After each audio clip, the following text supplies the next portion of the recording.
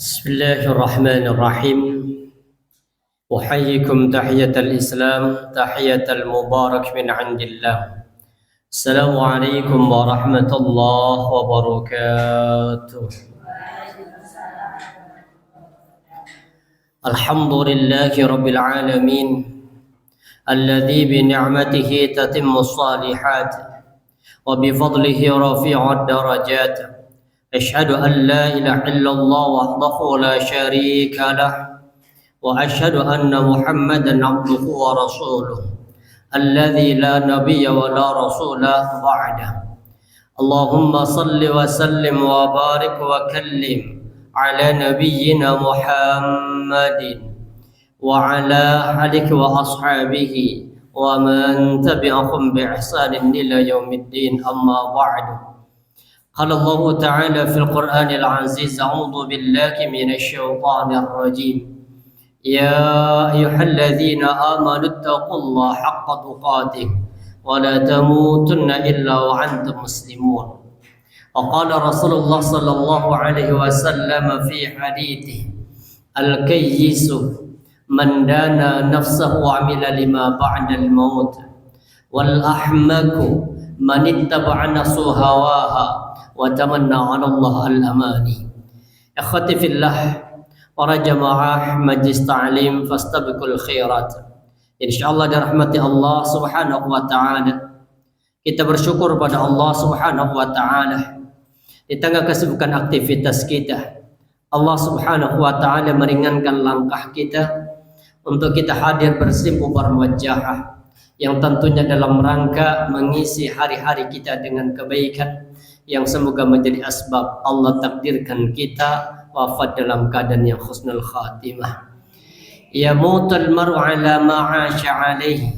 Seseorang itu akan mati sesuai dengan kebiasaan hidupnya. Wa yub'atu 'ala ma mata 'alaihi, dan dia akan bangkit dari kubur sesuai dengan model kematiannya. Maka sadar ataupun tidak kita sadari, kita berjalan menuju ke titik pusat yang telah Allah tentukan bagi kita. Makanya kemudian sebelum kita sampai titik akhir perjalanan kita di dunia, kita isi bekal-bekal kita. Makanya kata Nabi, jaddidus safinah fa innal bahra 'amiq. Perbaiki safinah, perbaiki kapalmu, perbaiki kapal lautmu. Fa innal bahra 'amiq, karena sesungguhnya lautan ini sangat dalam. Perjalanan ini sangat panjang, makanya kita disuruh mencari bekal yang banyak sebelum melanjutkan destinasi perjalanan panjang kita. Allah berfirman di surah Al-Anbiya ayat yang ke-34 sampai 35.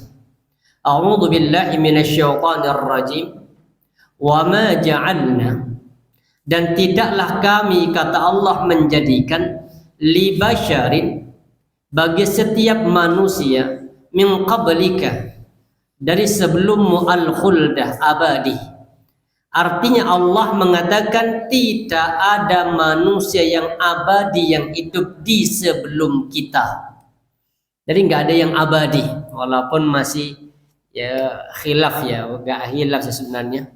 Ada yang mengatakan Nabi Khidir masih hidup, kan masih dengar kisah Nabi Khidir masih hidup. Ustadz mengatakan juga Nabi Khidir masih hidup. Versi jenengan kira-kira hidup apa mati? Nabi Khidir sudah mati apa masih hidup? Ya, insya Allah sudah mati kalau nggak hidup. Lah ini kan viral ini. Ustadz katakan Nabi Khidir itu tidak mati. Beliau sering datang, bahkan ada ustadzah di MNC TV RCTI waktu itu. Saya ceramah cerita itu. Ketika saya haji itu, saya pengen banget untuk mencium Hajar Aswad. Subhanallah, datang sosok nih Khidir yang kemudian membuka jalan untukku sehingga saya bisa mencium Hajar Aswad. Padahal kalau hanya ingin mencium Hajar Aswad nggak harus nungguin Nabi Khidir. Bayar orang Madura betul-betul uang kayak 3 orang itu sudah bisa mencium Hajar Aswad.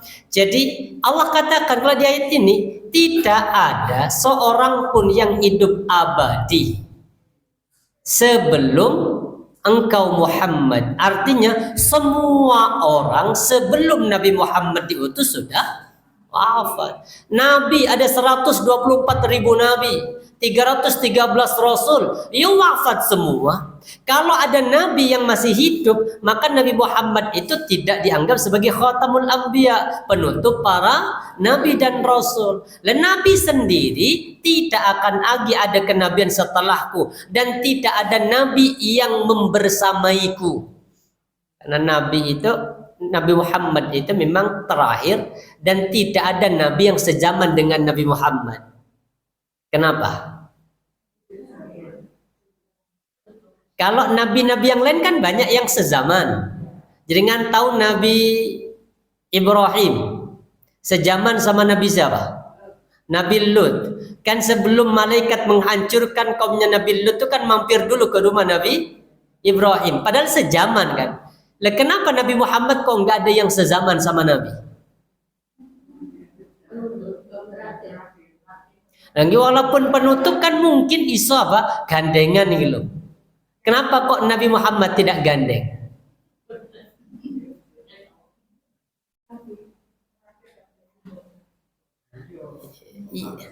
Lagi kok dewian nih loh. Kok nggak ono sing ya mbok di Palestina ono Nabi mana atau di Kanjuruhan ada Nabi, kan?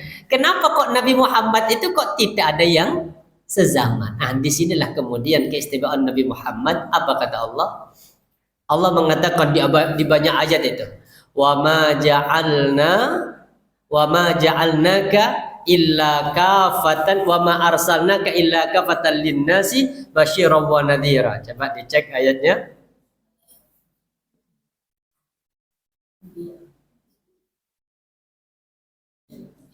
Di surah Saba. Di surah Saba ayat yang ke-28 dicek. Jadi kalau ditanya kenapa Nabi Muhammad kok tidak ada yang membersamai kenabiannya, ayatnya itu wa ma arsalnaka, surah Saba, surah yang ke-34 ayat yang ke-28. Jadi kalau ditanya kenapa Nabi Ibrahim hidup sezaman sama nabi yang lain, kok Nabi Muhammad tidak ada yang hidup sezaman? Bahkan nabi yang terdekat dengan Nabi Muhammad itu secara jarak tahun yang terdekat tuh Nabi Isa. Nabi Isa itu sama Rasulullah jaraknya berapa tahun? 570 tahun. Itu yang terdekat. Jadi setelah Nabi Isa wafat, itu nggak ada nabi lagi sampai 570 tahun. Ada yang mengatakan 600 tahun baru ada nabi.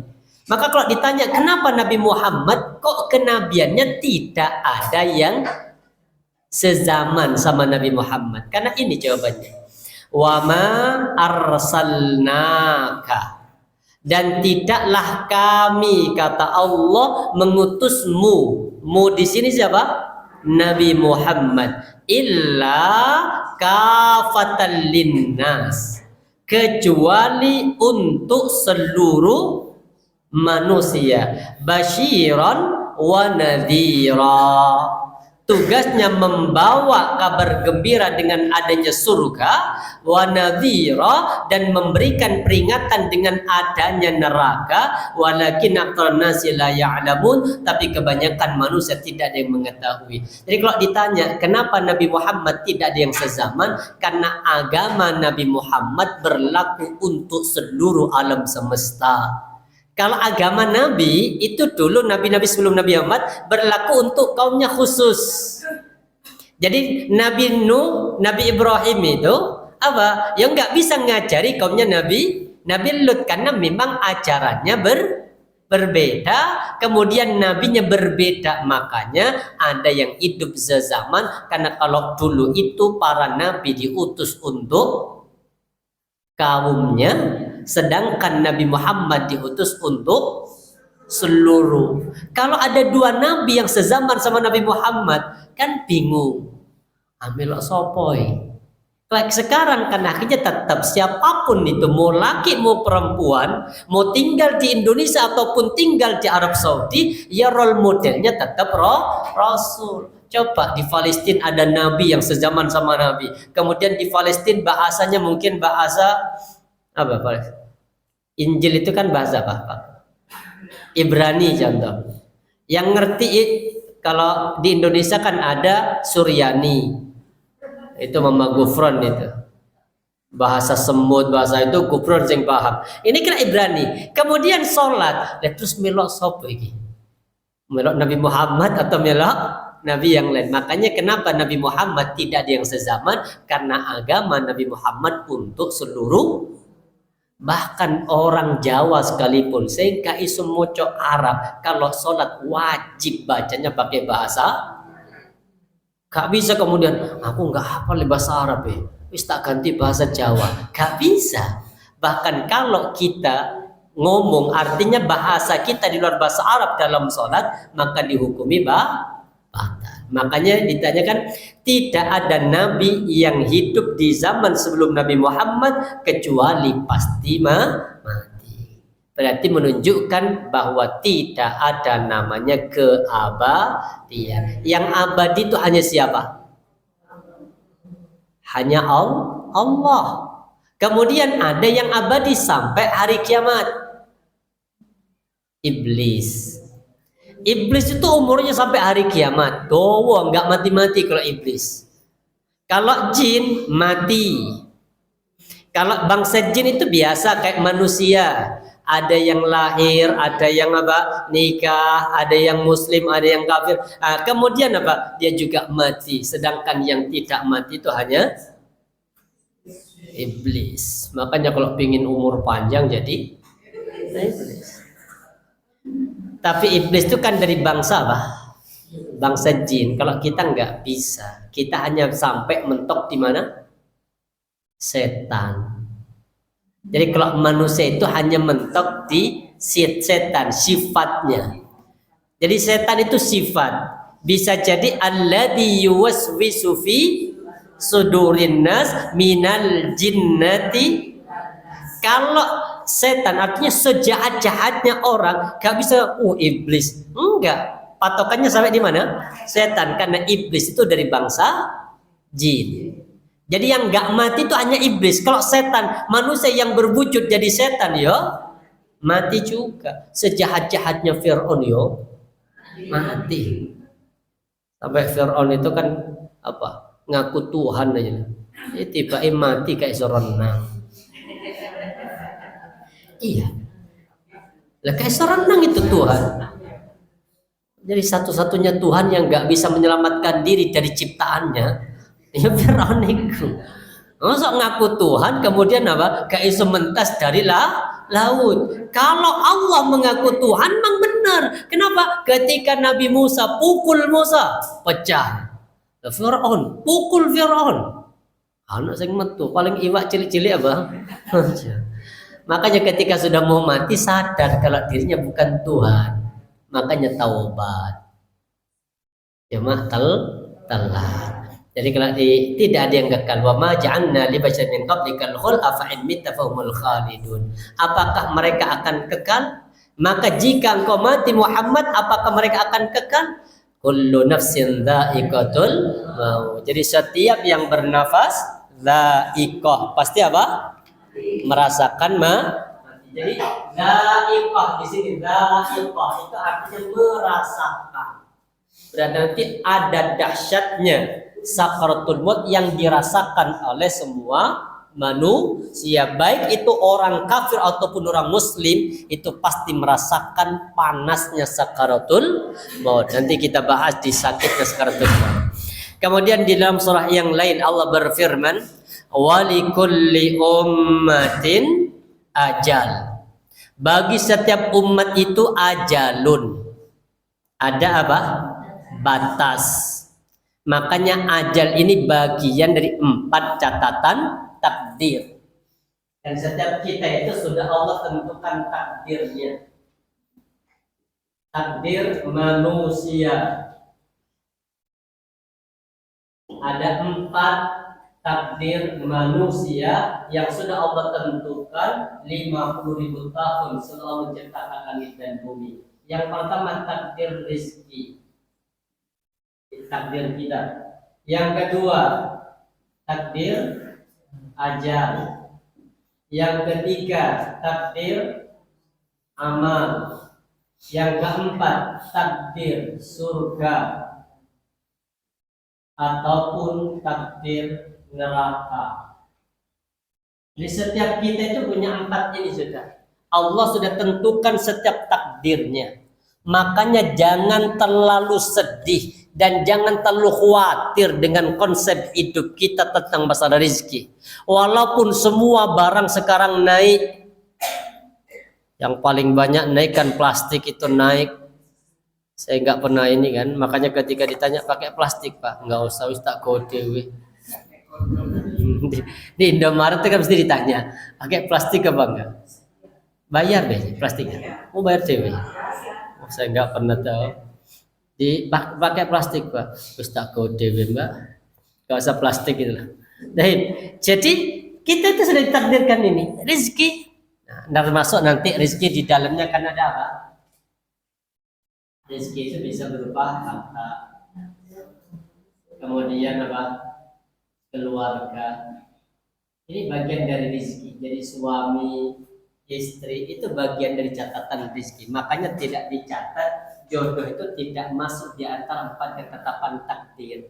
Karena jodoh sudah masuk di sini. Yang kedua ajal.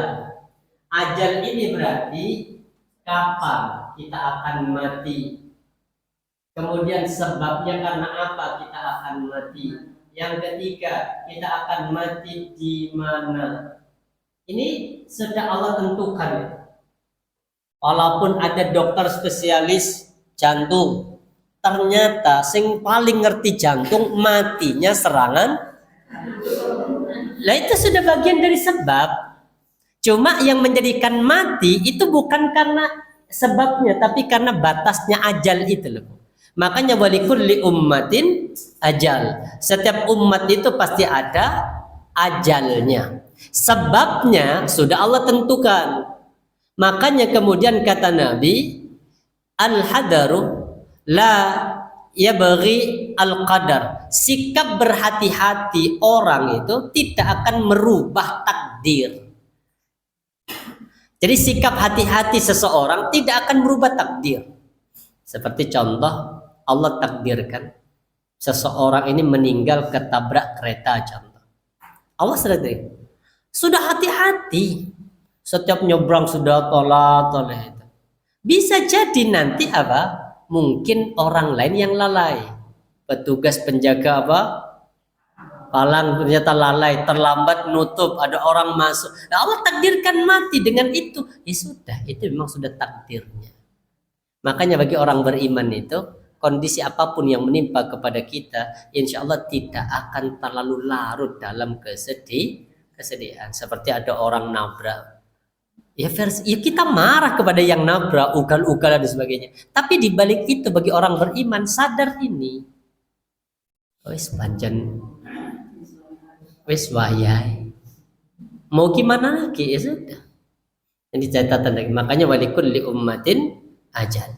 Fa idza jaa ajaluhum, Kalau batas itu sudah benar-benar datang, artinya waktu kita sudah habis, la yastakhiruna sa'ah, tidak bisa minta dimundurkan sedikit pun, wala yastaqdimun, dan juga tidak bisa untuk dimajukan. Di surah yang lain, wa la yu'akhkharallahu nafsan idza jaa ajaluha, dan Allah sekali-kali tidak akan menunda kematian seseorang apabila waktu kematiannya telah tiba dan Allah mengetahui apa yang engkau kerjakan. Ini gambarannya. Kemudian kita juga tidak tahu artinya kapan kita akan mati, di bumi mana kita akan mati. Makanya ini dalam surah Luqman ayat 34 Allah berfirman, di ayat ini ada 5 rahasia. Yang tahu hanyalah Allah. Tidak ada yang tahu kecuali Allah. 5 rahasia yang itu hanya ranahnya Allah, sedangkan kita manusia tidak punya ranah itu. 5 rahasia. Dalam hadis dibacakan, ini hadisnya dari Abu Al-Bukhari. An Salim bin Abdillah an Abi anna Rasulullah sallallahu alaihi wasallam Rasulullah SAW bersabda, mafatihul ghaibi khamsun. Mafatih, kunci-kunci rahasia, perkara yang gaib itu ada 5, la ya'lamu illallah, yang tidak ada yang mengetahui kecuali Allah. Berarti 5 kunci yang pegang hanyalah Allah. Apa saja? Yang pertama, ini ayatnya, surah Luqman ayat 34. Innallaha, sesungguhnya Allah, indahu, memiliki. Apa yang Allah miliki? Pertama, ilmus sa'ah, rahasia pertama yang hanya Allah yang tahu tentang kapan hari kiamat. Dia takdir. Hari takdir ada berapa masih ingat? 4. Kemudian rahasia yang hanya Allah yang tahu ada 5.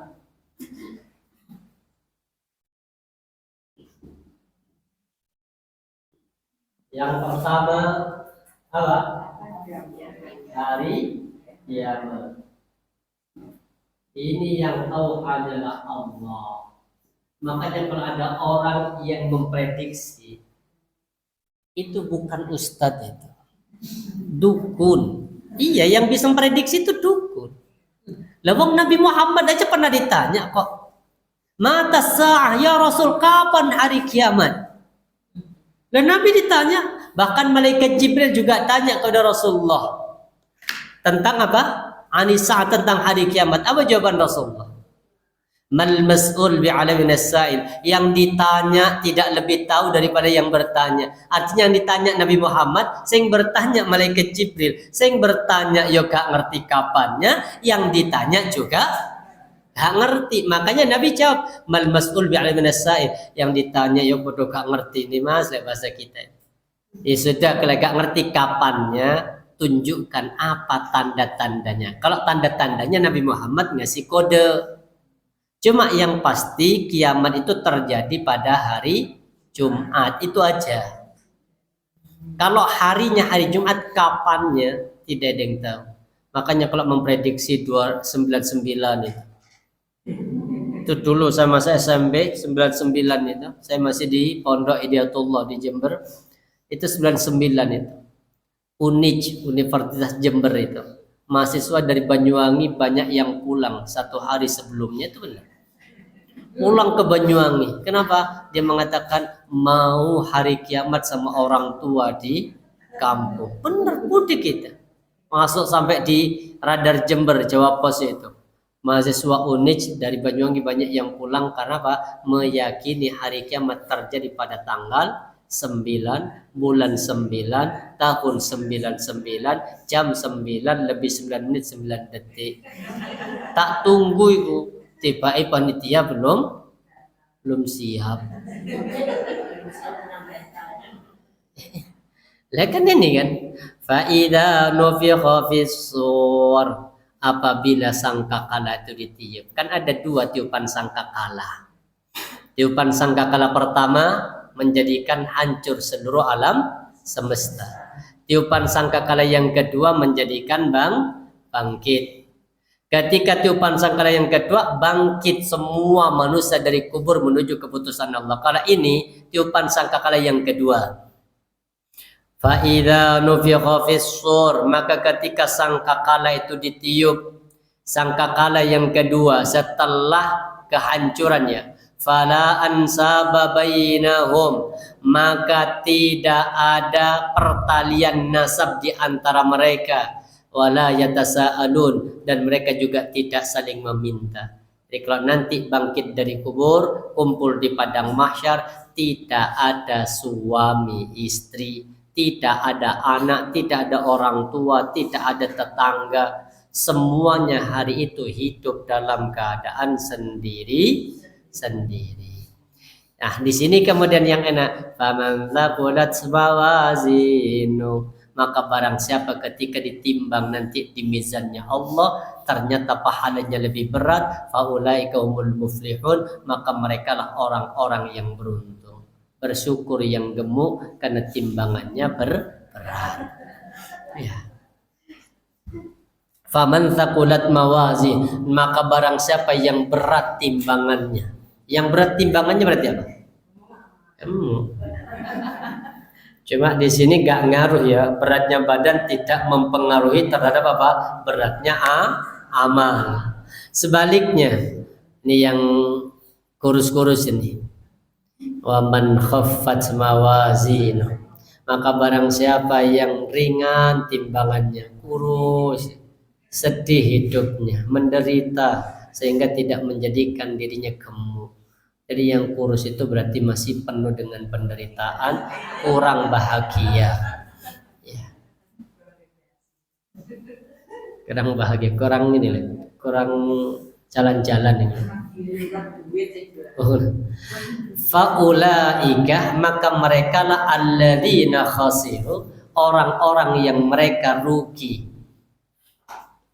anfusahum, diri mereka, fi jahannam, mereka berada di dalam neraka jahanam, khalidun, mereka kekal. Talfa wujuhuhum, kemudian wajah-wajah mereka nanti dibakar oleh Allah dengan api neraka. Hum fiha kalihun, dan mereka di dalam neraka dalam keadaan cacat. Jadi orang yang 5 perkara yang gaib yang tahu hanya Allah. Pertama apa? Kapan hari kiamat. Gagal 99, prediksi lagi 2012. Saya sudah pindah pondok ke Al-Islah itu. Sampai pengarang kitab Kiamat 2012 itu didatangkan dari Jakarta. Namanya Ustadz Fauzan. Benar itu. Sampai didatangkan membedah kitab itu, meyakini bahwa kiamat 2012. Disetelkan semua apa data-data, ayat-ayatnya, hadis-hadisnya, bahkan ditampilkan juga kalender suku Maya. Bahkan Mama Lauren juga ikut komentar. Malah kata Mama Lauren apa? Dalam terawanganku 2012 gelap. Benar. Karena dia mati 2011 ya. Jadi sampai kepikiran, ya Allah, 2012 wis kiamat. Diperkuat dengan film 2012. Wah, tambah ngeri. Istifai apa? Panitia belum, makan belum siap. Memang manusia itu nggak boleh memprediksi, wong Allah yang tahu. Terakhir diprediksi tahun berapa? 2020 kemarin tuh munculnya Dajjal. 2024 itu berakhirnya seluruh alam semesta. Yang prediksi Ustadz Zulkifli Muhammad Ali sama Ustadz Rahmat Baikuni. Kan beliau yakin itu kan apa? 2024 itu hancurnya alam semesta, 2020 itu munculnya Dajjal. Karena beliau dapat telepon 3 kali dari Arab Saudi, dari Makkah, dari Madinah. Aku sekarang sedang bersama dengan Imam Mahdi. Mirip ciri-cirinya dalam hadis Imam Mahdi, keturunannya ini sudah. Dan aku juga sedang bersama dengan sosok laki-laki yang soleh, yang nanti akan dijadikan sebagai apa? pembunuhan terakhir Dajjal. Karena setelah itu Dajjal nggak bisa membunuh. Ini kan tinggalnya di kota Madinah. Ketika Dajjal nggak bisa masuk kota Madinah, dihentakkan kaki. Maka bergetarlah kota Madinah sama Mekah. Orang-orang munafik keluar mengikuti Dajjal. Anak muda ini juga keluar. Dan anak muda ini yang tidak mengakui Dajjal sebagai Tuhan. Akhirnya dibelah. Jadi dua. Dari kepala dibelah sampai ke pantat. Jadi dua. Habis itu kan Dajjal bilang, gabung. Balik lagi. Nyatu lagi teman. Maka udah yakin kalau sekarang aku Tuhan. Justru kata anak muda apa? Justru aku makin yakin kalau engkau itu adalah Dajjal. Akhirnya dibunuh. Sebelum dibunuh dia berdoa, ya Allah, semoga aku adalah orang yang terakhir yang dibunuh Dajjal. Akhirnya setelah anak muda ini dibunuh, Dajjal melanjutkan perjalanannya ke Israel. Masuk ke menetap di satu pintu atau satu kota namanya Babul Lut. Sekarang Babul Lut itu kota yang paling ramai di Israel. Dan mereka sudah menyiapkan panggung pesta nanti bersama dengan Dajjal. Makanya Dajjal nanti matinya di situ ketika Nabi Isa turun di tombak dengan tombak yang terbuat dari emas itu. Meleleh Dajjal, setelah selesai. Jadi mereka yakin yang dibunuh Dajjal itu waktu itu 2024 itu umur 16. Nanti dia akan mati di umur 20. Makanya 2024 itu prediksi apa? Hancurnya alam semesta. Padahal 2024 ganti presiden. Tambah yang kedua apa? Rahasia Allah yang kedua. Wa yunazzilul ghaitha. Turunnya hujan. Ini hanya Allah yang tahu hujan kapan turun. Ingat ya, hujan turun itu bukan karena musim. Kita selama ini ketika musim panas kok hujan kaget. Musim hujan. Kayak kemarin hujan kan. Kita kan mikir, kita bulan Juni lebih supaya musim panas lah, musim hujan. Ingat gak? Kalimat itu bisa jadi kita punya sifat sombong. Iya. Fir'aun itu dicap sombong salah satunya gara-gara air kan. Ketika di zaman Fir'aun terjadi paceklik, tidak turun hujan. Segala cara sudah dicoba. Mulai dari tumbal-tumbal yang paling sederhana.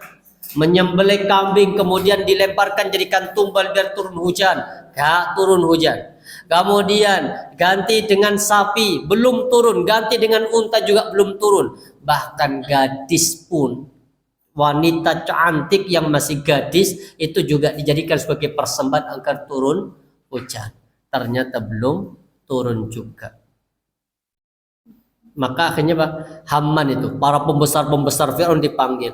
Ya apa man? Kata Fir'aun. Ya apa ya utan-utan nih? Apa kata Haman? Lah sing Tuhan sinten mah. Artinya, lah yang jadi Tuhan siapa kok malah tanya? Saya. Apa kata Haman? Segala cara wahai Tuhan sudah kami lakukan. Hanya tinggal satu cara yang belum kami coba. Apa itu? Minta tolong kepada Tuhannya Musa. Wah, Fir'aun marah. Kalau memang satu-satunya cara itu coba. Akhirnya Nabi Musa dipanggil. Fir'aun mengatakan, Musa, kalau Tuhanmu bisa menurunkan hujan, hari ini juga aku akan beriman kepada Tuhanmu. Nabi Musa tenang. Ya sudah, yakin ucapannya saya pegang? Iya. Akhirnya Nabi Musa ambil wudu, salat 2 rakaat, berdoa. Allah turunkan hujan. Ketika terjadi hujan, Fir'aun ditagih. Ayo, mana janjimu? Apa kata Fir'aun? Wahai Musa, ini turun hujan bukan karena Tuhanmu, tapi spes wayai. Itu benar, kata itu sombong itu. Makanya kalau ada kalimat hujan, Mbak, terus ngerti musim hujan enggak go mantel. Itu kalimat lain, itu sombong. Karena menjadikan hujan itu bukan musim. Walaupun musim hujan, kalau Allah tidak izinkan turun, otomatis enggak akan. Makanya yang tahu hanya Allah kapan turun hujan, besok hujan apa enggak. Yang diprediksi hanya BMKG itu memprediksi perakiraan cuaca. Wis kadung go mantel wabot tiba gak sida udan. Sudah prediksi. Yang ketiga, apa yang hanya tahu Allah yang tahu? Mafil arham, rahasia Allah yang ketiga apa? Apa yang ada di dalam rahim. Ini apa berarti? Jenis kelamin. Jadi yang tahu jenis kelamin laki-laki atau perempuan siapa? USK tahu apa enggak? Loh, kalau memprediksi itu kan hanya nginceng apa, nggak usah dilihat. Lah ini kan dilihat, ketahuan kan, kelihatan. Tahu apa enggak? USK tahu apa enggak? Berarti ayat ini sudah nggak berlaku tuh. Katanya nggak ada yang tahu di rahim, ternyata tahu. Dan ya ketepatannya sih walaupun nggak 100% memang banyak yang tepat kan, prediksinya banyak yang tepat. Dan terus kok bisa tahu? Padahal Allah sendiri yang bilang apa? Tidak ada yang tahu. Padahal maksudnya begini. Jadi ada hadis itu. Kalau perempuan lagi hamil itu kan prosesnya ada berapa hari? 40 hari berupa apa? Nutfah. Kemudian apa? 40 hari yang kedua jadi apa? Alaqah. Dan 40 hari yang ketiga jadi mudghah. Di sini maksudnya nutfah itu kan spermatozoa ketemu sama ovum. Pertemunya spermatozoa laki-laki sama ovum perempuan itu yang disebut dengan nutfah. Selama 40 hari proses itu akan semakin membesar, mulai membentuk, dia mulai nempel di dinding rahim, kemudian menjadi segumpal darah. Segumpal darahnya disebut dengan alaqah. Alaqah ini berproses sampai ke 120 hari atau 80 hari ke atas. Sampai ke 120 hari proses pembentukan kesempurnaan manusia. Maka kemudian menjadi mudghah, mulai apa mudghah? Segumpal daging. Berarti segumpal daging itu artinya apa? Dalamnya sudah ada susunan ruas-ruas tulang belulang. Ini sudah mulai sempurna. Kemudian ada orang hamil itu. Ketika orang ini hamil, Allah utus malaikat untuk menjaga rahim. Hadisnya sahih. Waqalallahu birrahim. Allah membekali atau Allah mengutus malaikat ke dalam rahim manusia. Makanya tadi kan tidak ada yang tahu apa yang di rahim kecuali Allah. Ini saya tampilkan hadisnya.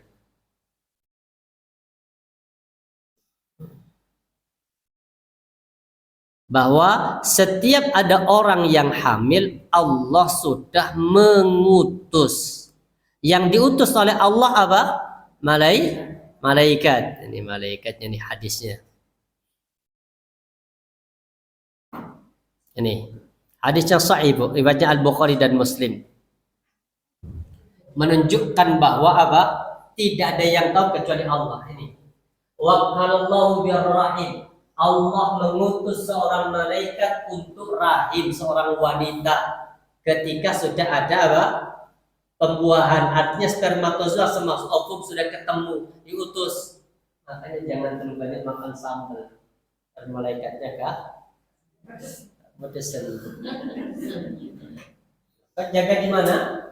Rahim. Kemudian lihat, fayaqul, malaikat lapor, itu laporan malaikat kepada Allah. Ay Rabbi nutfah, ya Rabb, ini masih berupa nutfah, padahal Allah lebih tahu. Cuma memang tugasnya malaikat begitu lapor. Setelah itu kan, ay Rabbi alaqah, 40 hari kemudian lapor, ay Rabbi alaqah, sudah menjadi segumpal darah ya Rabb. Lapor lagi, ay Rabbi mudghah, ya Rabb, sudah menjadi segumpal daging. Nah di sini malaikat saja sing di dalam rahim gak ngerti, apalagi hanya USG. Malaikat ditanya, "Fa'idza aradallahu ayyaqdiya khalqa." Apabila Allah hendak menyempurnakan ciptaannya, artinya kan 120 hari kan sudah sempurna.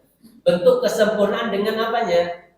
Ada jenis kelaminnya. Ketika Allah hendak menyempurnakan ciptaannya, dia berkata malaikat yang jaga di rahim, "Ay Rabbi, dzakarun, laki-laki, apunta ataupun perempuan." Ternyata malaikat yang jaga saja kan. Makanya kalau ingin tahu kecanggihan USG, coba hamil di umur 2 bulan atau 1 bulan USG, coba Tanya ke dokternya, dok, laki atau perempuan? Apa kata dokter? Dilihat-lihat sih laki bapaknya sih, Bu. Iya, nggak artinya nggak bisa mau malaikat aja yang jaga juga nggak tahu. Makanya yang dimaksud yang tahu yang rahim ini hanya Allah, itu bukan setelah 120 hari ke atas, tapi pas 120 hari ke atas itu sudah kelihatan, malaikat sudah tahu juga nih. Maka tanya laki-laki apunta ataupun perempuan. Ditanya lagi takdirnya tadi, 4 takdir kan? Takdirnya apa saja? Rizki, ajal, amal, surga atau neraka. Ya ini malaikat tanya nih yang jaga. Asyakiyun, niki ya Rob masuk neraka, saya atau masuk surga nanti janin ini. Umur 120 hari itu ditanya sebelum Allah sempurnakan ciptanya, masuk surga atau masuk neraka. Ditanya lagi, "Baman rizku, gimana rizkinya ya Rob?" Senroto aki ya Rob, kenapa? Pertama naik, gitu kan? Tanya ini, gimana rizkinya Rob? Baman aja, terus ya apa ajali ya Rob? Matinya kapan? Umur berapa? Sebabnya karena apa? Fayubtahu kadzalika fi batni ummi. Semua itu tercantum atau ditetapkan oleh Allah ketika berada di rahim seorang ibu. Jadi 4 takdir itu tersimpan di Lauhul Mahfuz, tapi ditetapkan kepada janin itu ketika sudah umur 120 hari. Sama sederhananya gini, Bu. Ada orang laki-laki meninggal ya, punya anak yatim, hartanya dibagi. Kan anak yatim berhak untuk mendapatkan apa? Warisan. Kemudian apa tugasnya orang tua? Ditahan dulu kan, sampai nanti anak ini sudah nggak yatim, sudah bisa mengelola, maka uang ini akan diserahkan. Sama dengan catatan takdir kita 50.000 tahun sebelum Allah menciptakan langit dan bumi sudah ada tersimpan di Lauhul Mahfuz, tapi belum ditetapkan kepada setiap orang. Baru ditetapkan pada tiap orang ketika berada di perut ibu umur 120 hari. Makanya kalau dengan acaranya mitomi wis telat itu. Karena apa?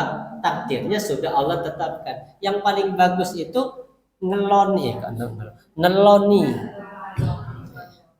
di 3 bulan. 3 bulan kan belum apa? Belum ada nafasnya, belum ditiupkannya nyawa. Baik. Jelas ya. Jadi ini gambarannya. Jadi kalau ditanya, Ustadz USG tahu kok Ustadz. Tahunya USG itu setelah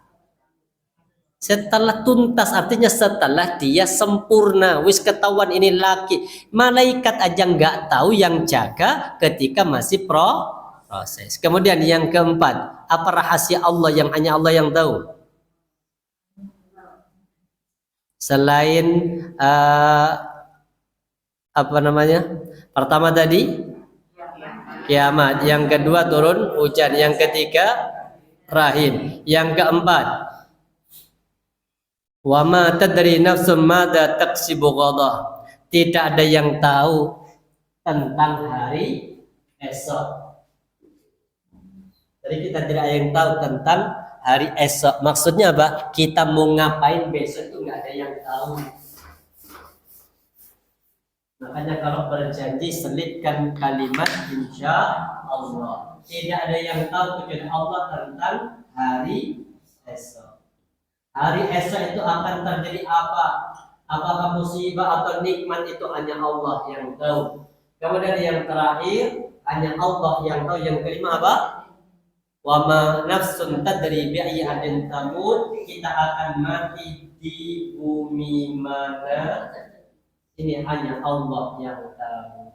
Jadi kita nggak ada yang tahu. Walaupun hidup di Malang, belum tentu nanti kita menghembuskan nafas terakhir di Malang. Belum tentu.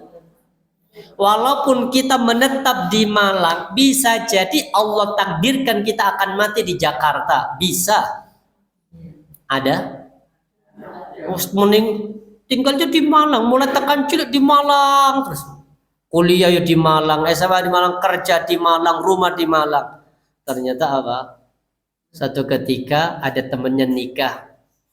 Anaknya mungkin diundang ke Jakarta, sampai di Jakarta meninggal. Nggak ada yang tahu. Makanya biasakan setiap kali keluar rumah, jangan lupa ucapkan dzikir kepada Allah, Bismillahirrahmanirrahim. Kenapa? Takut itu merupakan akhir kita mengantarkan nyawa kita kepada Allah. Nih keterangan hadisnya di sini.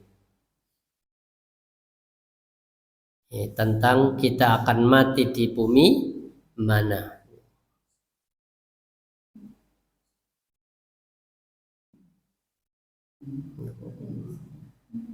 Jadi kita tidak tahu di bumi mana nanti kita akan mati. Ini saya tampilkan sedikit hadisnya, keterangannya.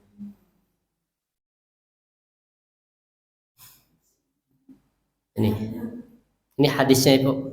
Idza aradallahu qabda 'amdin bi ardin ja'alallahu fiha hajah. Ini hadisnya sahih. Coba jenengan lihat, apabila Allah ingin mencabut nyawa seseorang di suatu tempat ataupun di suatu daerah, Allah akan menjadikan ia memiliki hajat ke tempat itu sebelum ruh itu dicabut. Yang nggak masuk akal versi kita kan, ngapain jauh-jauh hanya mau renang. Anaknya Ridwan Kamil, ini siapa namanya? Siapa? Eri ya? Eri. Kan gitu. Emang di Bandung nggak ada sungai dah? Atau nggak ada kolam renang? Ngapain jauh-jauh ke Swiss hanya pengen renang? Ya ini Bu, nggak bisa dibantah itu. Orang tua nggak usah kemudian apa? Kenapa kok tak izinkan kemarin ya? Ya nggak usah disesali. Kenapa? Walaupun ini sudah pasti Allah rencanakan kayak begini nih. Makanya takdir itu kita tidak tahu di bumi mana kita akan mati. Ini contoh keterangannya. Qala al-'allamah fihi bayanu aslin min usulil iman. Ini adalah akidah atau pokok dari keimanan seseorang. Ada al-iman di waktil ajal. Dia yakin pasti akan ada waktu kematian. Wa bi makanil ajal, dia juga yakin mana sudah Allah tentukan makan tempatnya. Makanya boleh doa, ya Allah matikan aku di depan Ka'bah, boleh. Tapi gak boleh kemudian minta ya Rabb, mumpung saya mau umroh ya Rabb, nanti pas di depan Ka'bah ketika lagi tawaf wafatkan aku, itu yang gak boleh. Kenapa? Karena minta waktu tuh tidak boleh. Kalau minta tempat keadaan boleh. Matinya, waktunya serahkan kepada Allah. Seperti Umar bin Khattab minta apa? Allahumma rzuqni syahadatan fi sabilika waj'al mauti fi biladi rasulika sallallahu alaihi wasallam. Ini doanya Umar bin Khattab begitu. Ya Allah, matikan aku dalam keadaan mati syahid. Boleh nggak minta mati syahid? Yang nggak boleh minta apa?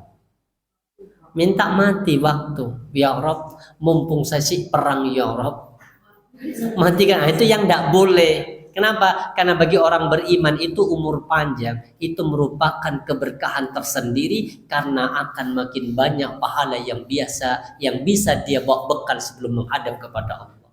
Nentukan tempat, nentukan cara boleh dengan minta ya Allah, matikan aku ya Allah dalam keadaan sholat, boleh.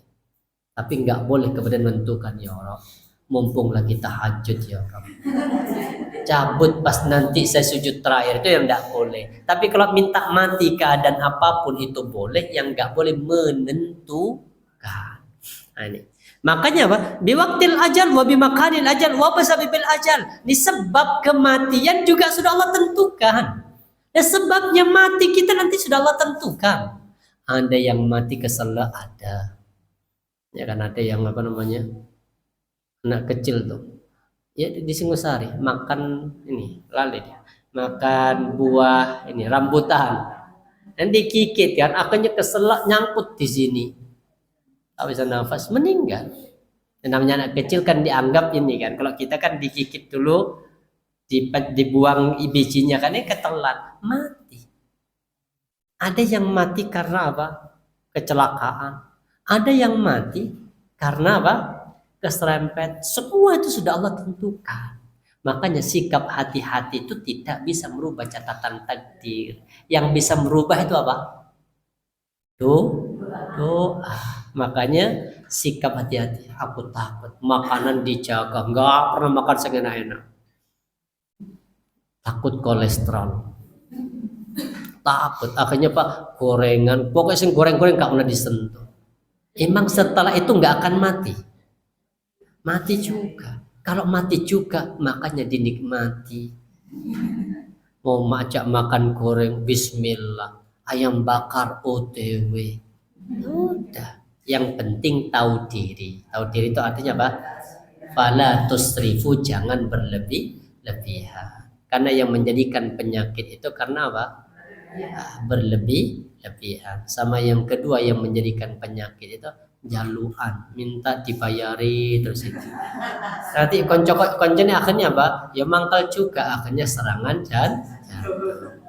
Lah ay al iman bil makan wa bisawi bil waqti alladhi tuqbidu fi alladhi taqbadu fihi ruhul abd. Dia beriman tentang tempatnya, sebabnya, waktunya di mana ruh itu akan dicabut dari seorang hamba. Wa anna azza wa jalla qad kataba fil azal, dan Allah sudah mencatat ini, catatan takdir kita matinya umur berapa, sebabnya karena apa, di bumi mana kita akan mati wis ditentukan sejak zaman azali. Azali itu berarti kenapa? Ketentuan yang nggak bisa dirubah. Maksudnya kita nggak ikut nentukan dulu. Seandainya kita diajak atau ditanya sebelum kita lahir jadi manusia, ruhnya ditanya, pengen lahir dari rahim siapa mas? Ditanya apa enggak? Enggak, moro-moro lahir tekan ibu wis model kayak gini, sudah. Tisu. Seandainya ditanya sebelum lahir, berarti kan ada sumbangsi kita akan milih. Saya akan lahir dari rahim ibu Iriana Jokowi, kan bisa memilih. Tapi karena kita nggak bisa memilih, ya sudah. Maka jangan pernah iri dengan orang yang lahir dari rahim orang yang mungkin secara ekonomi ataupun status lebih tinggi. Terus gak usah iri. Kenapa? Karena itu ranah Allah yang menentukan. Maka disebut dengan azali, fil azal. Wis ditentukan jauh sebelum ada langit dan bumi. Makanya gak usah protes. Ada orang cantik ibu putih, gak usah, ya Allah, kenapa kok nggak aku semuanya? Iya jangan, nggak usah protes, sudah disyukuri. Ya dengan nanti ketika kecantikan juga apa, nggak rugi pakai jilbab, ya gak usah jilbaban. Apa rambutku wapi masuk ketutupan, betisku apa bagus masuk ditutupi, maka nanti takut malah tambah jauh dari Allah Subhanahu Wa Taala. Karena itu namanya apa?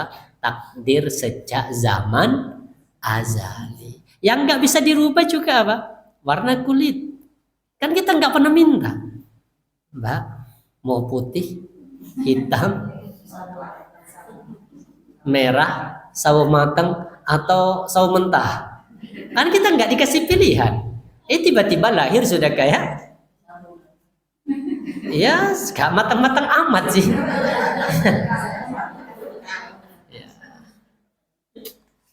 Subhanallah, ini keterangannya, makanya rahasia Allah ini. Falau kataballahu li'abdin ayyamuta fi ardi syarqi awil gharbi min jaziratil arab. Seandainya Allah mencatat seorang hamba akan mati di timur, bumi bagian timur ataupun bumi bagian barat dari jazirah Arab atau la ja'alallahu hajatan ila tilkal bilad, maka Allah akan jadikan ada hajat OTW ke situ. Ada orang mati dalam keadaan haji, berarti kan sudah Allah tentukan itu kan. Tinggalnya di Indonesia, lo matinya di depan Ka'bah ada. Bahkan ada yang rombongan malam kemarin, sudah kurang lebih 1 jam mau landing itu, meninggalnya di pesawat. Kan gak ada yang tahu. Seandainya, Pak, kok gak ditahan Pak sampai apa? Sampai bandara lah. Orang tuanya ketemu, salaman, habis itu baru apa? Sudah Allah yang menentukan semua itu. Makanya tidak ada yang tahu kita akan mati di bumi mana. Wa hadza la yashukku fi ahadin, dan ini tidak ragu sedikit pun, wallahu ala kulli syai'in qadir, dan Allah atas segala sesuatu maha kuasa. Khalaqal khalaiq wa qaddara ma yumkinu ayajriya ala kulli makhluqin kulli makhluqin min makhluqatihi mimma saghar aw kabir. Baik itu kecil ataupun besar sudah Allah tentukan takdirnya. Makanya setiap keluar rumah ojo lali mojo bismillahi tawakkaltu 'ala Allah la haula wala quwwata illa billah. Ini keterangannya. Fa idza asta'ada al-'abdu bismihi billah bi ismihi, apabila ada seorang hamba yang berlindung kepada Allah dengan menyebut namanya al-mubarak, fa innahu yahdihi wa yurshidu wa yu'inuhu fil umuri diniyah. Kalau ada orang keluar dari rumah dia membaca bismillah, maka Allah akan memberinya petunjuk, membimbingnya dan menolongnya untuk dimudahkan dalam urusan agama. Jadi seandainya kita mengantarkan nyawa keluar dari rumah itu membaca bismillah, maka kita akan mati di atas dinul Islam. Ketika membaca la haul tawakkaltum wa idza tawakkala 'ala Allah fawwada amrahu ilaihi, apabila dia bertawakal kepada Allah maka Allah menyerahkan ini, dan menyerahkan manusia kepada Allah maka Allah akan mencukupinya. Fayakunu hasbu, dan dia karunia Allah yang mencukupinya. Kemudian yang ketika membaca la haula wala quwata illa billah kafahullahu syarra syayatin, maka Allah akan jaga dia dari keburukan syaitan. Jadi kalau bismillah tawakkaltu 'ala Allah kan 3, bismillah tawakkaltu la haula, 3 ini dijawab oleh Allah 3 sekaligus. Suami ibu ketika berangkat kerja membaca bismillah, Allah lindungi, Allah berikan hidayah, maka suami ibu tidak akan pernah tertarik dengan laki-laki lain di luar.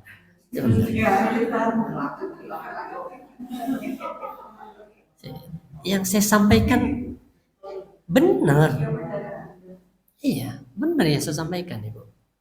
Jadi nggak akan tertarik dengan laki-laki, dengan perempuan baru tertarik. Insyaallah. Baik. Kemudian kita masuk lanjutan ayatnya tadi, kitabnya halaman berapa?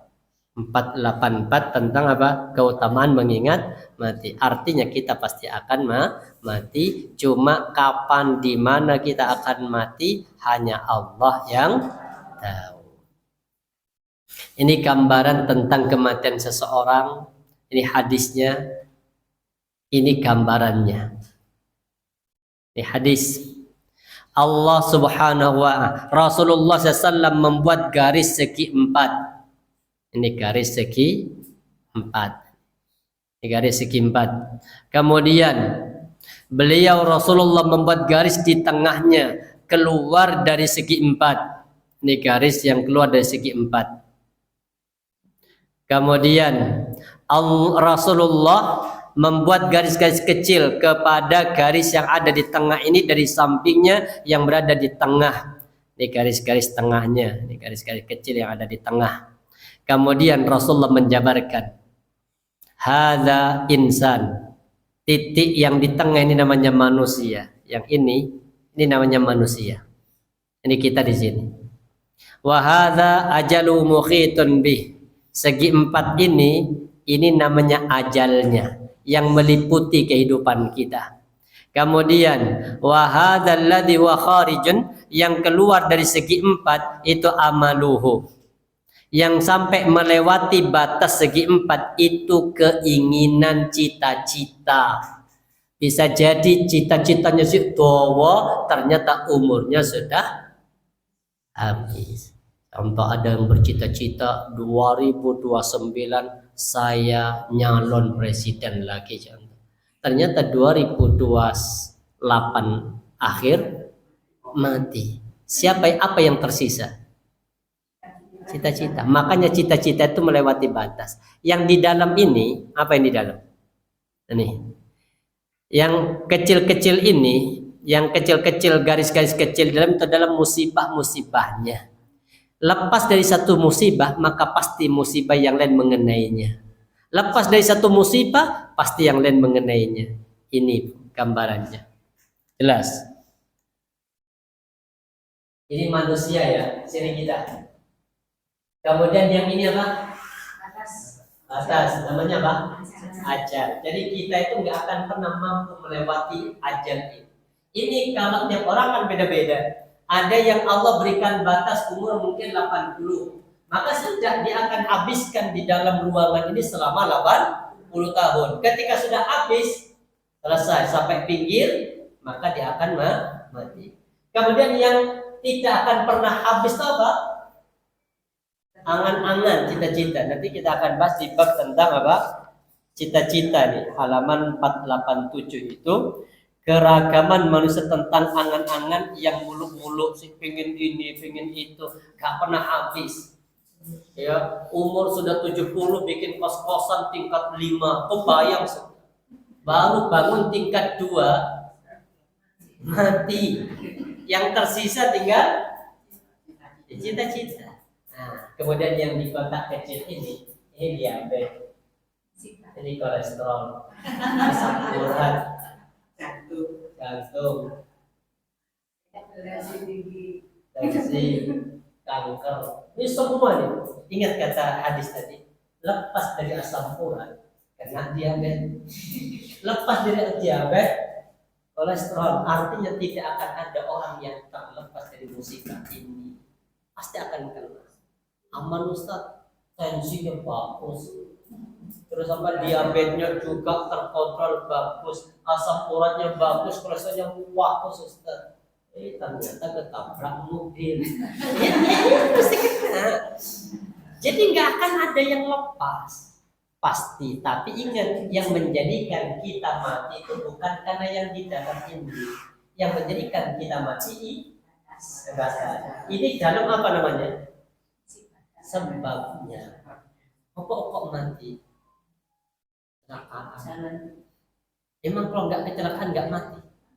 Ya mati, karena sudah sampai sini. Cuma sebabnya aja beda-beda. Makanya jangan terlalu menyalahkan diri ataupun menyalahkan orang lain dengan sebab yang sudah Allah tentukan. Gak boleh ada kalimat, coba suamiku dulu tak kandani, ojo kerja di sini, pancet. Akhirnya meninggal dalam bekerja, contoh mungkin penyesalan. Seandainya nggak kerja di situ pun, kerja di yang kita diarahkan, ya tetap hari itu juga akan nanti. Karena Allah tidak akan pernah menambah umur. Maksud Allah panjangkan umur itu bukan angka yang Allah panjangkan, tapi apa? Kan hadis banyak itu kan, Allah panjangkan umur bagi orang yang apa? Silaturahmi. Kenapa Allah panjangkan umur yang senang silaturahim? Maksudnya dipanjangkan umur apa? Maksudnya dipanjangkan umur itu bukan umurnya. Contoh, dari awal Allah tentukan 80. Karena senang silaturahim, ditatekno 100. Enggak, bukan itu maksudnya. Maksudnya apa? Allah jadikan anak-anaknya soleh. Ketika anak-anaknya soleh, itu kan hadisnya jelas ya. Apa kata Rasulullah? Idza mata ibnu Adam inqata amaluhu. Ketika anak cucu Adam mati, maka dia sudah tidak lagi bisa menambah amal soleh. Kan bagi orang beriman hidup itu kan nambahnya amal soleh. Berarti ketika mati amal solehnya juga terputus. Lalu terus ya apa cek dawa umuri. Walaupun dia mati, biar amal solehnya tetap berlanjut. Maka maksudnya Allah jadikan anak-anaknya soleh. Ketika anaknya sholat ibu, orang tuanya meninggal, leon otomatis nganter ini, tiap hari nganter pahala. Kalau punya 5 anak, berarti per hari ada 25 kali sholat yang dilakukan oleh 5 anak dengan mengantarkan kepada orang tua. Walaupun sudah mati, tapi pahala tetap ngalir. Itu yang disebut dengan panjang umur. Bukan apa namanya? Ayo bu, perbanyak cek dawa umur. Enggak, banyak juga orang yang soleh, banyak orang juga yang baik, tapi umurnya juga pendek. Tapi maksud pendek, maksudnya panjang itu apanya? berhentinya dari semua aktivitas ibadah setelah kita meninggal. Ternyata orang meninggal sih tetap dapat transferan pahala. Hadisnya ini sekarang masuk ke kitab halaman 484. Ini hadisnya, perbanyak mengingat mati atau pemutus kenikmatan. Itu hadisnya yang di layar, yang kitab halaman 484.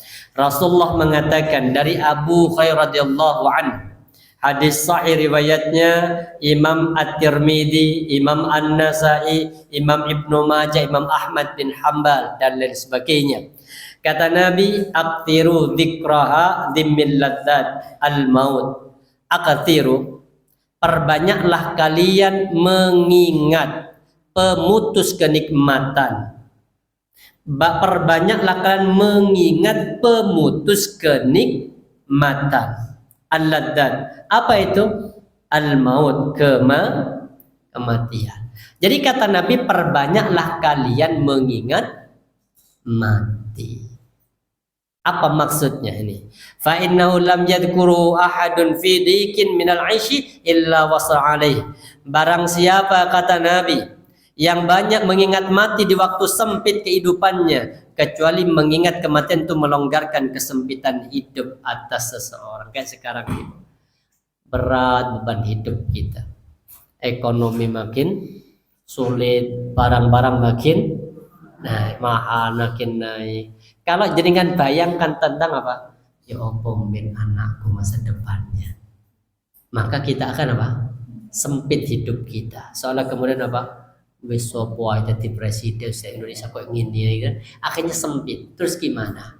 Nanti kita akan mati, anak itu nanti yang ngurus tetap Allah. Walaupun kita mati, anak itu rezekinya tidak akan pernah terputus. Makanya yang disebut dengan yatim, anak yatim itu. Siapa yatim itu? Ya, yatim itu bifaqdil ab, yaitu anak yang kehilangan bapak. Wala yuqalu bifaqdil ummi al yatim, dan orang yang kehilangan ibu tidak disebut dengan yatim. Nggak ada piatu dalam Islam tuh, nggak ada piatu. Anaknya yatim. Ya, alam yajidka yatiman wa ammal yatima fala, nggak ada wa ammal piatu fala taqul. Yang ada itu yatim. Kenapa tidak ada piatu? Karena yang disebut dengan yatim itu kehilangan ayah, itu maksudnya ketika anak ini orang suaminya meninggal, bapaknya meninggal, anak ini masih belum balik, maka terhenti rizki anak ini yang lewat jalur bapak ini, makanya disebut dengan yatim. Tapi ketika kematian ibu, maka tidak disebut yatim. Kenapa? Karena dia tetap ngalir rizkinya itu lewat arah bapak. Hanya mungkin secara perasaan saja kasihan seakan karena ibu, tapi secara kewajiban kita tidak punya kewajiban untuk membantu menafkahi kalau dia orangnya kaya, bukan karena piatunya, tapi karena miskinnya. Kalau dia miskin, maka kita bantu. Kalau piatunya kaya, ya nggak ada kewajiban untuk kita berbuat baik.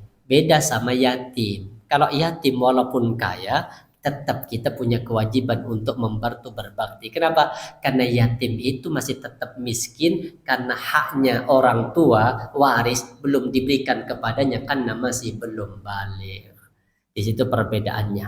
Baik, wala dzakaru fi sa'atin illa dayyiqaha alaih, dan tidaklah seorang mengingatnya di waktu luas kecuali mengingat kematian itu menyempitkan keluasan hidup atas orang lain. Baik, ini gambarannya. Apa maksudnya? Ini keterangannya Ibu. Apa maksud banyak mengingat kematian? Syekh Abdul Aziz bin Baz rahimahullah menjelaskan bahwa maksudnya agar kita memikirkan akhirat yang merupakan kehidupan abadi, dan jauh lebih baik dengan mengingat akhirat kita tidak akan bersenang-senang saja di dunia dan melupakan akhirat. Ini keterangan beliau. Al-maut yakni ij'alu ala balikum katsira. Maksudnya mengingat mati itu apa? Perbanyaklah sering ingat mati dalam pikiran kalian. Nih, dalam pikiran kita agar kita menyiapkan bekal. Maksudnya dari pemutus yaitu memutus kelezatan di dunia dan mendekatkan dengan kelezatan akhirat. Jadi maksudnya mengingat pemutus kenikmatan itu kita akan terputus dari nikmat dunia. Maka siapkan agar nikmat ini nanti berlanjut dengan kenikmatan apa? Akhirat. Kalau orang nggak punya bekal, nikmat dunia terputus, ya mati, selesai. Akhiratnya dia tidak punya kenikmatan. Maka ini gambarannya. Tapi ada yang apa namanya? Hadis ini. Hadis sahih dibaca Imam Muslim. Kata Nabi, an Aisyah radhiyallahu anha qalat, kana al-a'rabu idza qadimu ala Rasulullah sallallahu alaihi wasallam sa'alu 'anis sa'ah mata as-sa'ah fa nadzala ahdatil insan minhum faqala in ya'ish hadha lam yudriku haram qamat 'alaikum sa'atukum. Aisyah radhiyallahu anha berkata, ada orang-orang kampung, yaitu orang-orang pedalaman Arab datang menemui Rasulullah dan bertanya tentang hari kiamat, kapan ya Rasul? Nabi kemudian melihat kepada seorang yang paling muda dari mereka. Ada bukan satu orang, banyak orang pedalaman. Pedalaman disebut dengan apa? Badui, Arab Badui, Arab pedalaman. Mereka Muslim. Kemudian datang Rasulullah dan bertanya, ya Rasul, kapan kiamat? Nabi kemudian melihat di antara rombongan itu yang paling muda. Kata Rasulullah apa? Jika hidup pemuda ini dan tidak mendapati kematian, maka mulai saat itulah kiamat akan datang. Maksudnya apa? Ketika anak itu sudah lupa tentang hari kiamat, disitulah nanti kiamat akan datang. Jadi ketika orang bisa ngomongin Dajjal, disitulah nanti Dajjal akan datang. Maka kalau ada orang yang masih mengingatkan Dajjal, masih mengingatkan kiamat, berarti kiamat masih jauh. Tenang, kiamat masih jauh. Yang dekat apa? Kematian itu yang dekat. Baik. Ada seseorang di hadis di kitab itu. Kita lihat hadisnya. Nabi SAW dari Anas bin Malik radhiyallahu anhu bahwa ada seorang laki-laki yang disebut-sebut di hadapan Nabi dan mereka juga memuji-muji orang itu. Jadi Nabi itu, para sahabat di depannya Nabi menyebut-nyebut nama orang sama memuji-muji kebaikannya, cerita kebaikannya. Nabi kan gak tahu siapa yang diceritain ini. Nabi hanya tanya begini, apakah orang itu juga mengingat mati? Kan kita sering itu menyebut orang itu dengan kebaikan karena apanya? Banyak ada kedermawanannya kan. Contoh, itu loh Raffi Ahmad itu. Kumbang kan sering kalau lihat podcast teman sesama artis kan ada. Raffi itu kalau urusan duit itu apa? Royal banget, kumbang banget. Wafi. Nah ini kan persis kayak sahabat yang cerita kepada Nabi itu, nyebut nama orang itu. Kebaikan-kebaikannya disebut semua. Kemudian ditanya sama Nabi, apakah orang tadi itu apa? Juga mengingat mati. Kan kadang orang itu kalau lagi suge, lagi ini jarang ingat mati, jarang. Maka ketika ditanya apakah dia juga mengingatkan kematian? Jawabannya para sahabat apa? Kami belum pernah mendengar dia menyebut-nyebut tentang kematian. Artinya orang ini nggak pernah mengingat tentang kematian. Apa kata Rasulullah? Berarti orang itu tidak seperti yang kalian sebutkan. Artinya orang itu belum baik. Jadi orang baik itu ketika di saat dia lagi senang-senangnya, suki-sukinya, lagi bahagia-bahagianya, muda-mudanya dipakai dengan apa namanya? Harusnya dipakai untuk anak muda itu ya berpesta pora lah, ngabisin masa muda. Tapi kalau dia di masa muda juga sudah ingat mati, sudah takut dengan ancaman neraka, sudah takut akan su'ul khotimah, maka itu orang baik. Tapi kalau hanya gampang royal, rekod takut itu kok neraka, itu belum masuk kategori baik. Kenapa? Karena bisa jadi royalnya itu dia tidak mengharapkan pahala dari Allah. Intinya hidup itu menjadi baik kalau kita sudah mengingat mati. Sudah siap? Monggo kalau siap duluan, saya tak belakangan saja. Lain waktu kita lanjut. Subhanakallah bihamdika asyhadu an la ilaha illa anta astaghfiruka wa atubu ilaik. Assalamualaikum warahmatullahi wabarakatuh.